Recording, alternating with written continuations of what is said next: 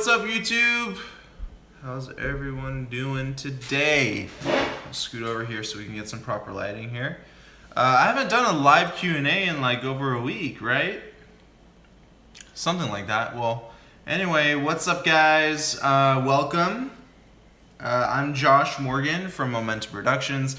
I'm doing these live Q&As at least once a week because I want to share my knowledge with all of the up-and-coming filmmakers, anyone who wants to be a filmmaker, cinematographer, videographer.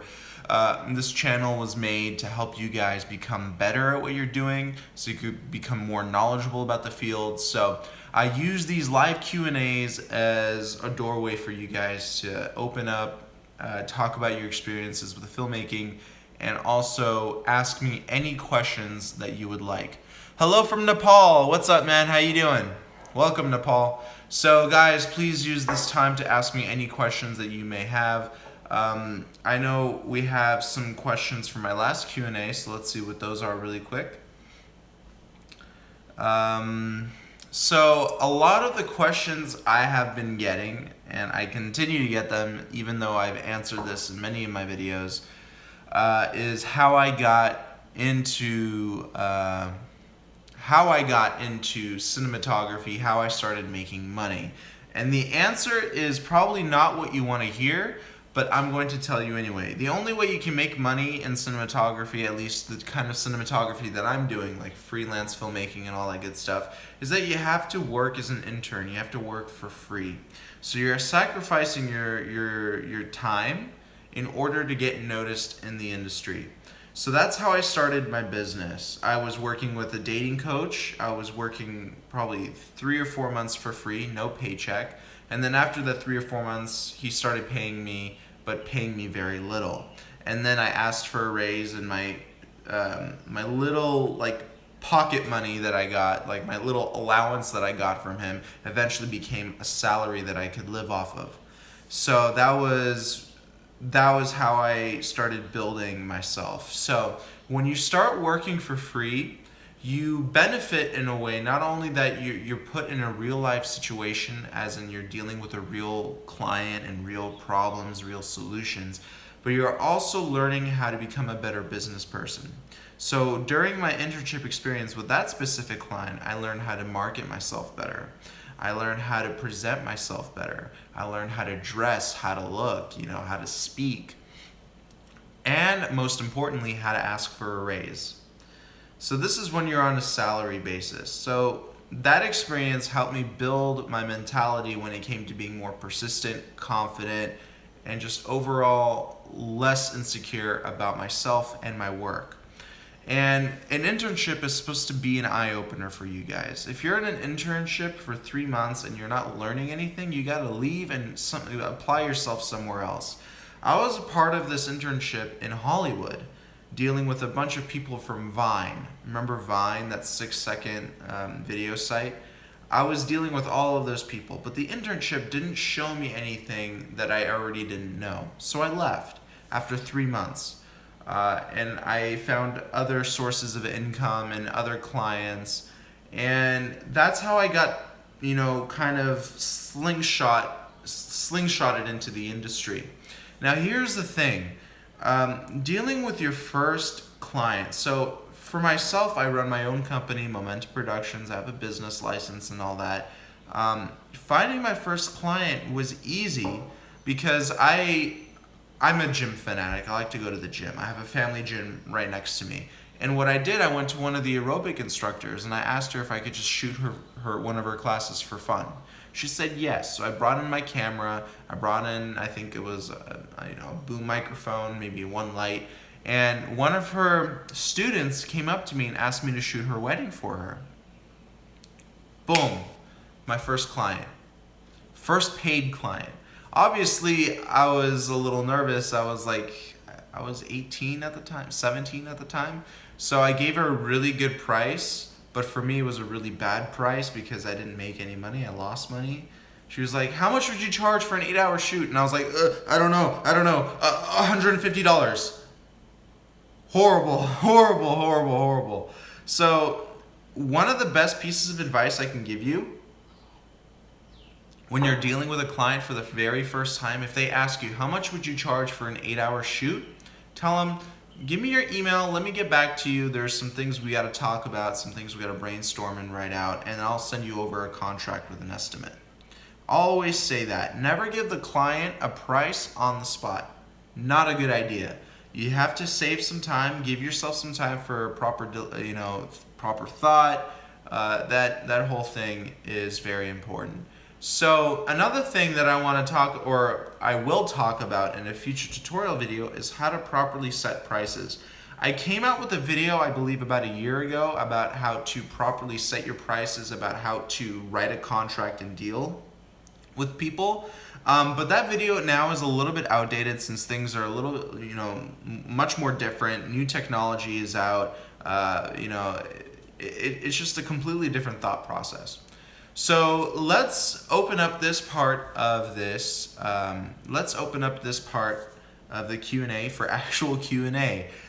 Dealing with clients is such an interesting part of work. It all has to do with psychology. You have to know how to present yourself, as I said before, and just how to deal with people. Never on the spot come up with your prices, because if you do that, you're not giving it proper deliberation, right? Yeah. And I'm a little lost today. I didn't get much sleep last night, but that's what you gotta do.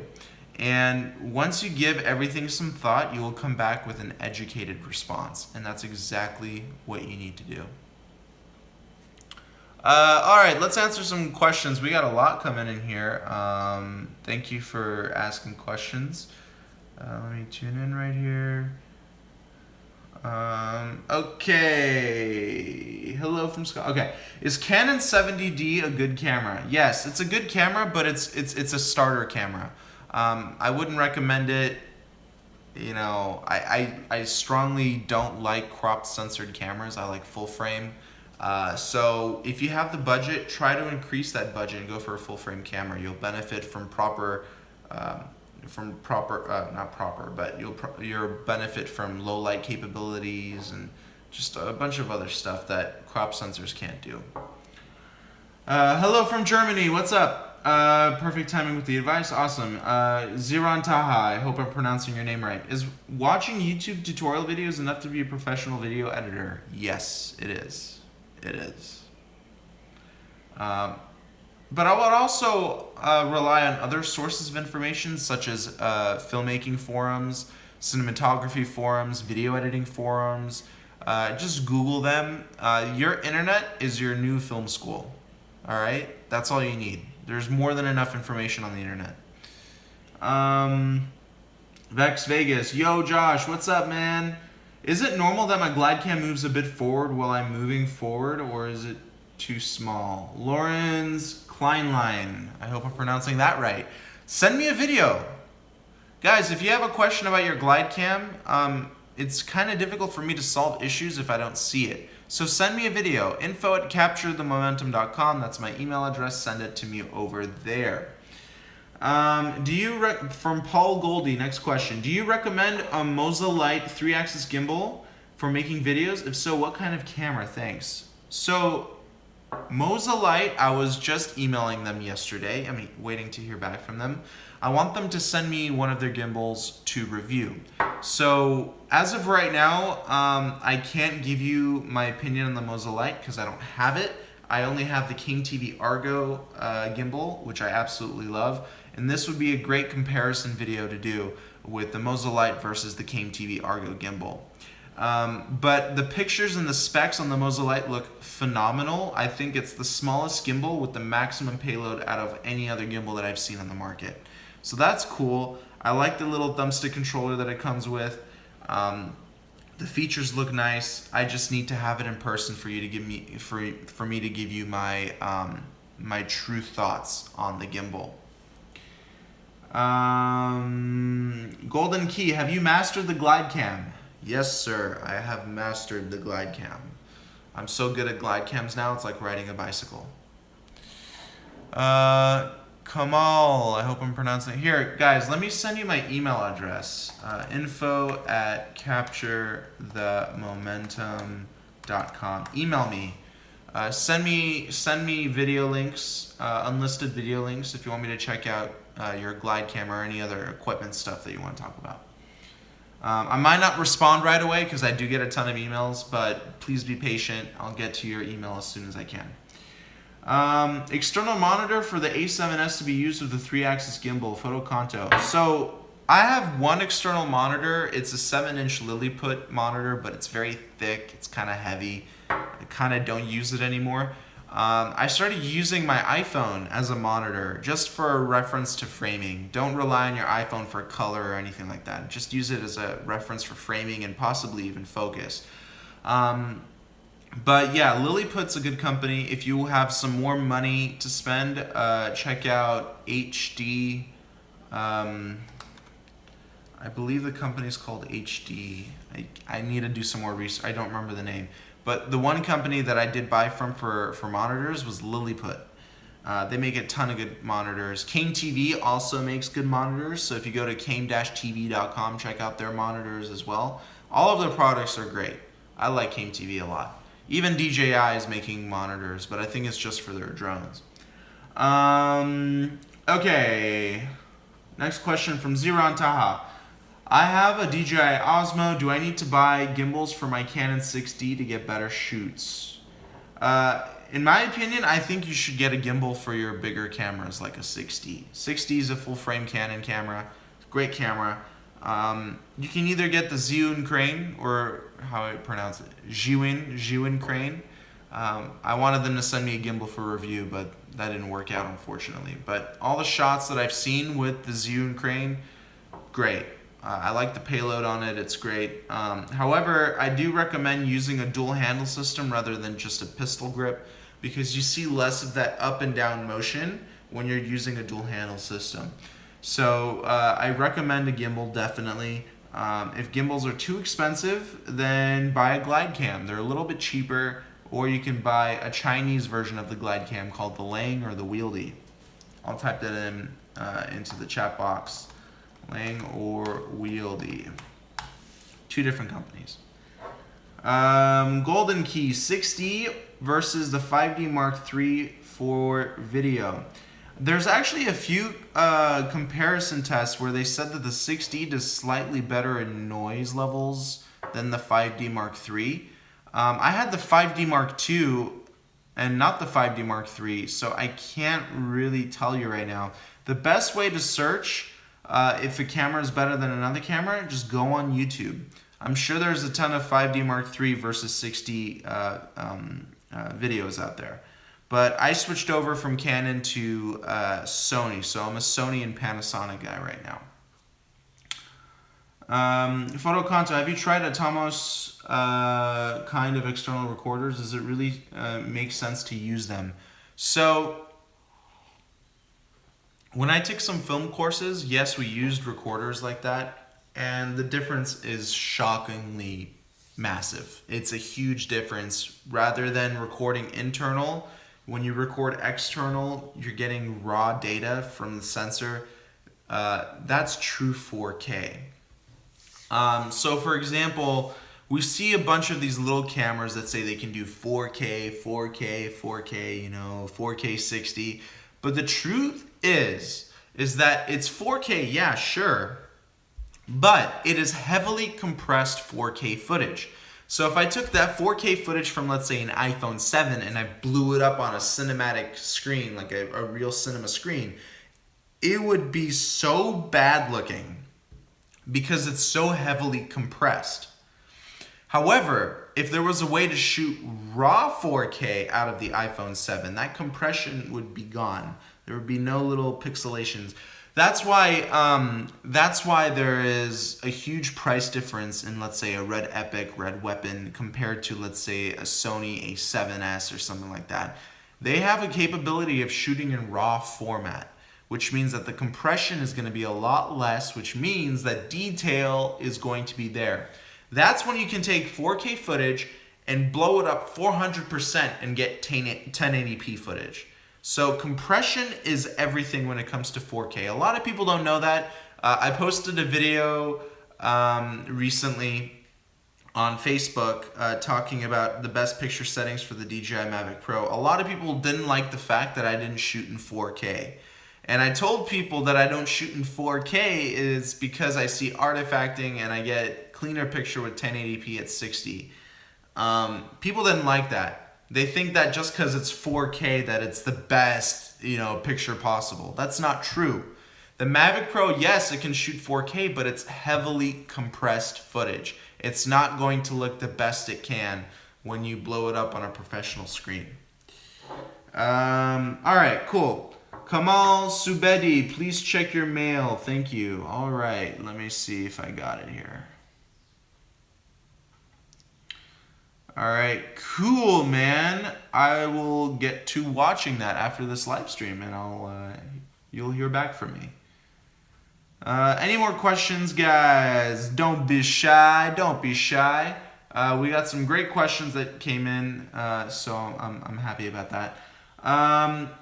Aaron, love your stabilizer videos. Thanks, Aaron. I appreciate that, man. I have more to come. More to come for you. I saw your Mavic Pro tips, and it really was so good. And really, it was so good. Thanks, Photoconto. I really appreciate that, bro. I really appreciate that. A lot of people are hating on me because of the picture settings I use. But the picture settings I use, you see the results. They're pretty damn good. So, yes, I may not be using traditional settings like other videographers may use, but I'm using the settings that I know that I can work with and make good footage out of. So that's my reasoning, all right? And you see the footage. I show you sample footage in my videos.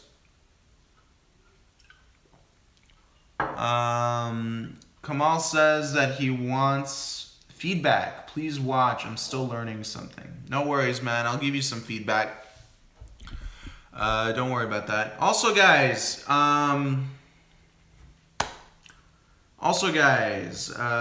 if you want your comments to be at the top of the live chat, send me a super chat. It's like give me a $1, $2 donation. The donations go towards a good cause, like getting more equipment so I can review it for you. So click on that little $ icon. Your comment will be highlighted as a super chat, and everybody will see it a lot better than all the other comments. Feel free to donate. More donations I get, the more equipment I can review for you guys. Okay, Amanda Stridham. I hope I'm pronouncing that right. Which one, DJI or GoPro, and why? So I guess we're talking about DJI Mavic Pro versus the GoPro Karma.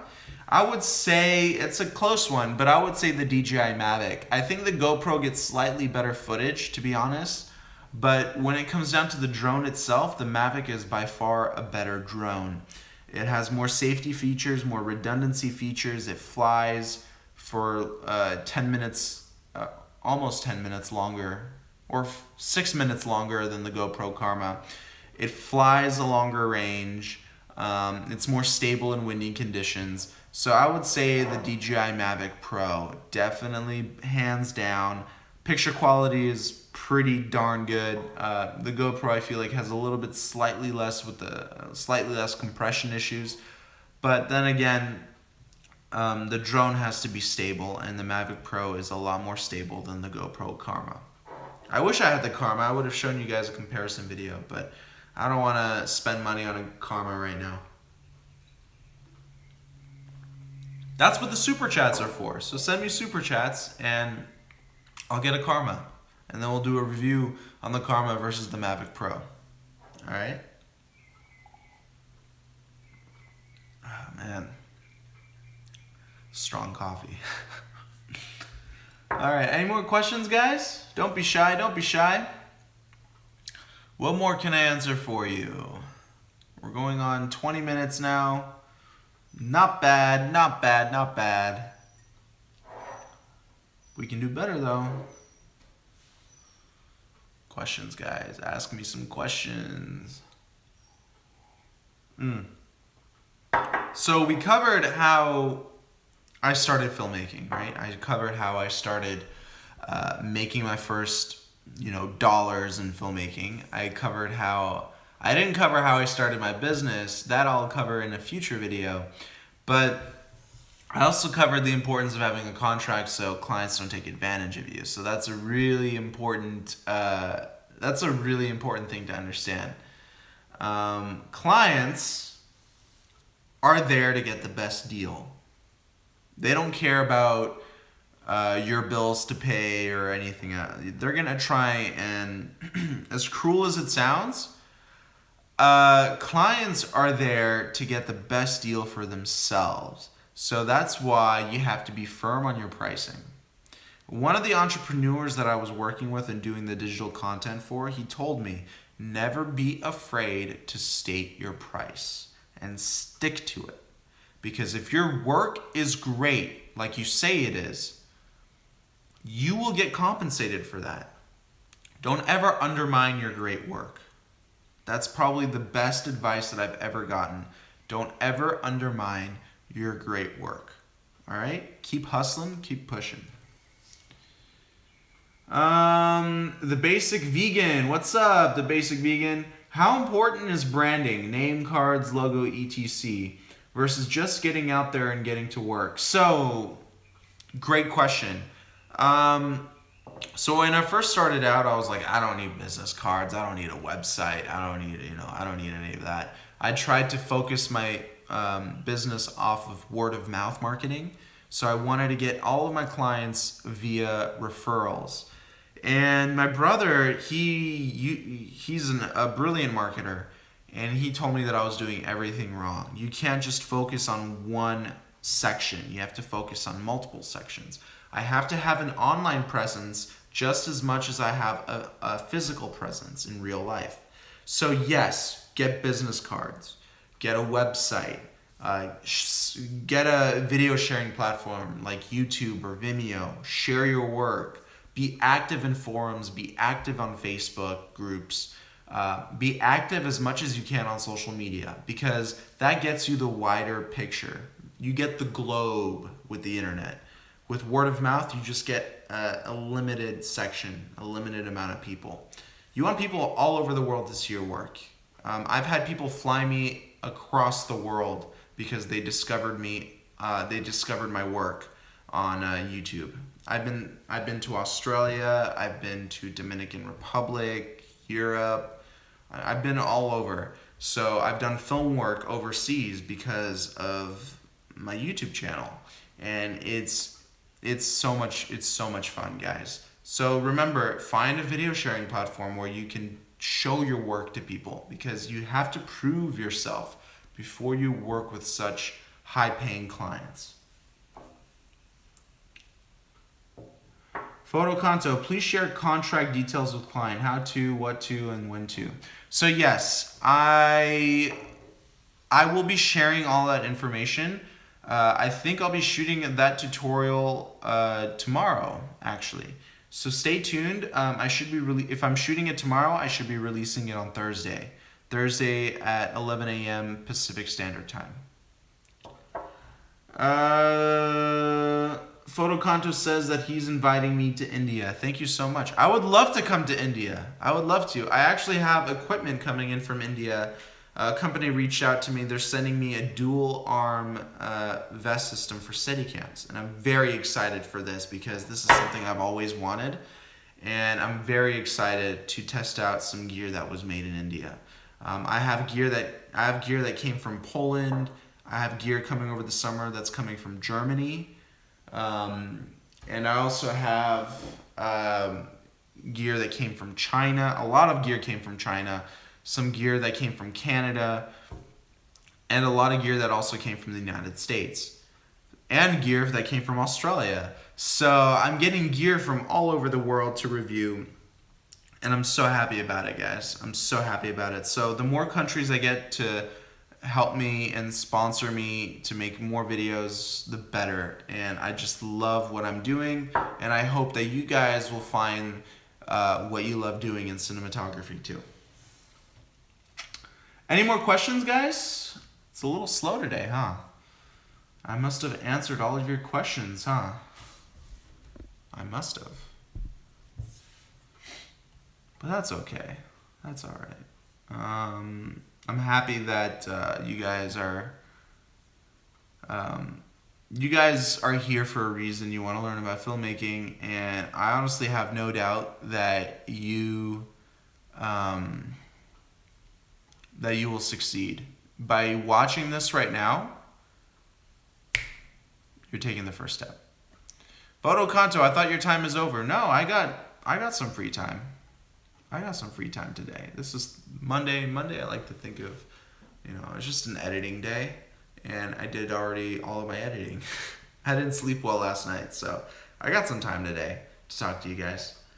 Pani Popova, what's up?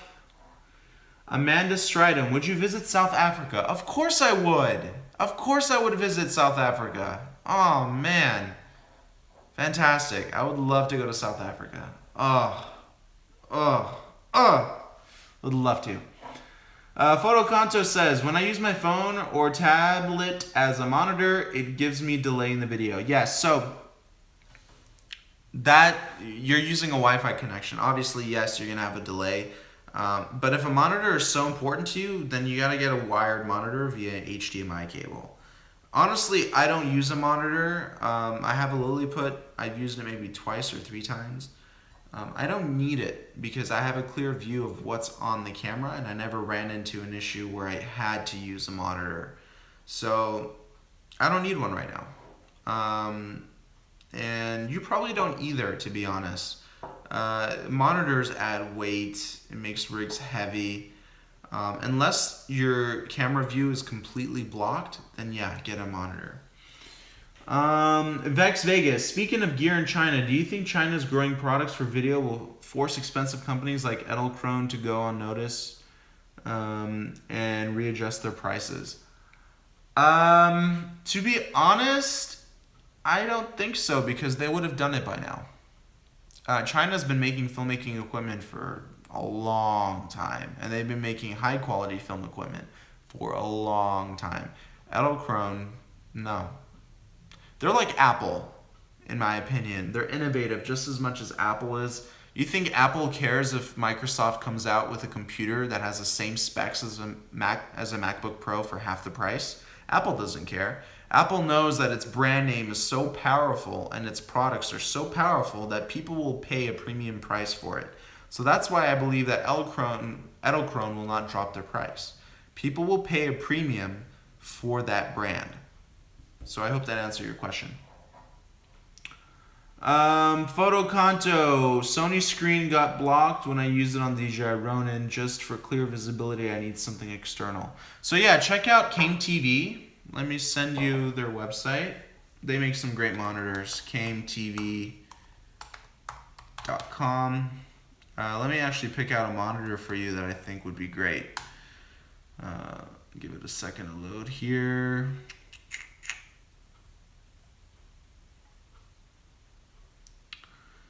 So, let's see here. So here are the list of monitors from Came TV. Here's the link. Check it out. Tell me what you think. There's a bunch of cool. They're cheap too, and they're pretty good, and they're very thin. So check it out. Let me know what you think.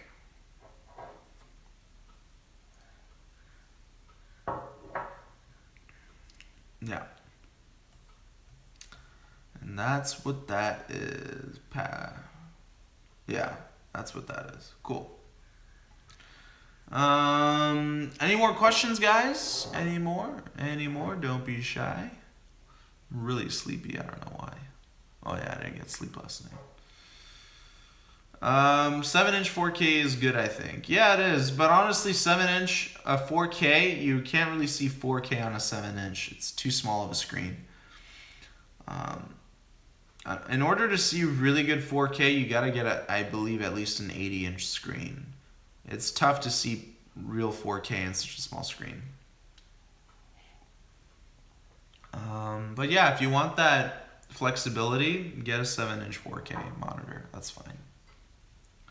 You're ready. You're welcome, Photo Kanto. Thank you for the suggestion. You're very welcome, man. Anytime.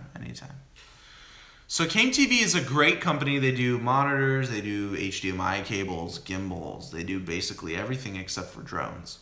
They even do tripods and all that other stuff. They do rigs. Came TV is a great website, in my opinion. I've bought lights from them and I've bought a gimbal from them, and I've been happy with both products. I've had an issue with one of their lights not properly being soldered on the inside, so I soldered it myself. It's a quick 5-minute fix, but that's all right. Any mass production will experience a faulty product. It's regardless of how good your company is or where it's based out of. You're always going to have a product that's faulty. That's fine. All right, guys, let me take 2 more questions and then we'll move on. Popova, hey Josh, much love from San Diego. What's up, San Diego? Woo! You're about 2.5 hours away from me. I want to start my videography filming my community events and act as a TV host with a goal to build my own TV studio. Fantastic. Okay, cool. Awesome. Congrats. Amanda Stridham, best camera for DJ shows. I mean, it's kind of a vague question, but I use the Sony A7R2, A7S probably, because DJ shows, I'm pretty sure, are low light, so you need a good low light camera. Sony A7S. That's the camera that I would recommend. Penny Popova, I thought the DJI Osmo would work best for me. Why do you think it would work best for you? What do you need your what do you need your camera to have? What gimbal, why do you need a gimbal? I sold my DJI Osmo. I went for a pro gimbal that I could put basically any camera I want on. Any specific DJI product you can recommend to buy and where? So if you really are set on a DJI product, get the DJI Osmo X5 Pro. I feel like the regular X5 still has heavy compression issues and I don't like the images that come out of it. Get the X5 Pro. You get raw images. It's expensive, but you get raw. And get it on DJI.com or B&H. But yeah, that's what it is. And can I turn on myself and people so I can ask people questions? Yes, you can do a selfie mode. You can turn the camera around to have it face you. Definitely. Yeah, definitely. All right, guys. Well, I'm going to end the live broadcast here. Once this video goes offline, you will still be able to view it. You can also continue posting questions on here so I can answer them on my next tutorial video or even my next live stream Q&A. So that's what that's what I think. So thank you guys so much for supporting the channel. Please feel free to give me some donations in the super chat or going on my channel, just making a donation through there. All that money goes towards new filmmaking equipment specifically for review videos. So if you can support me that way, that would be fantastic. And continue posting questions, and I will talk to you guys soon. Thank you so much for watching. Also, check out my newsletter at www.capturethemomentum.com. Sign up to my free newsletter over there, and you will get the best cinematography tips on the internet. All right? All right, guys. Thank you for watching. I'll talk to you later. Bye-bye.